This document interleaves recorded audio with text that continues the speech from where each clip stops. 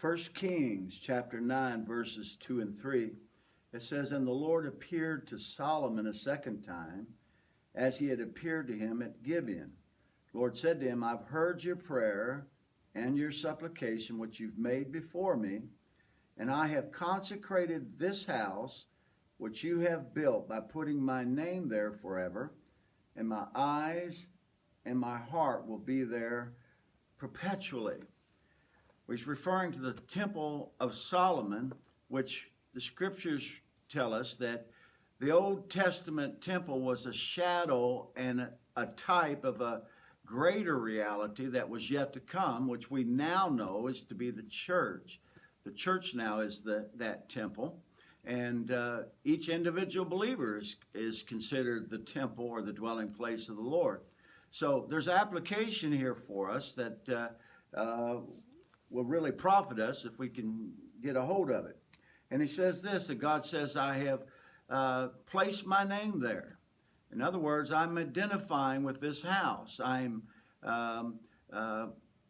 here, and my name is here, so I identify with this place. I align myself with this place. My stamp of approval is here.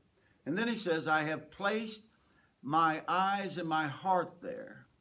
Now, for God to do that, I mean, he's there, but why does he say, my eyes and my heart are there?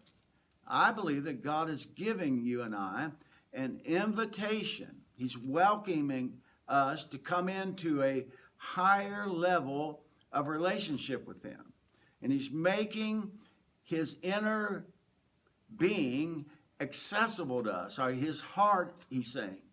And so he's giving us access. His eyes, he said, his eyes are there. His eyes, obviously, are upon the house to care for it, provide for it. But it's more than that. God is giving us an invitation to see things from his perspective, to be able to see what he sees, how he sees it. It's spoken of Jesus in Revelation 1 that his eyes are like a flame of fire. In other words, he can see just exactly what's there. He sees things as they truly are. And then he says, my heart will be there. And so the heart is how God feels about things.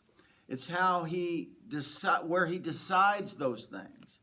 And so together he's telling us, my eyes, my heart are there. He's saying that I'm welcoming you in. I'm giving you access to my interior life. And because our goal is to be a partner with God, to partnership with him. And in order to do that, we need to see things the way he sees them, to think about them the way that he does, so that we're on the same page. We're coming from a place of knowing what God is thinking and seeing things the way he sees them, perceiving things the way he does.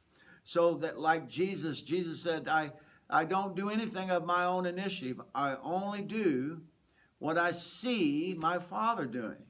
It's the same for us. We're called into partnership, into intimacy with God. And so he's giving us what we need for that to take place. His eyes and his heart are available to us. His perspective, his perception, his thoughts, his way that he thinks about things, and what he decides. He's making it available so that we can truly be a partner together with him in intimacy.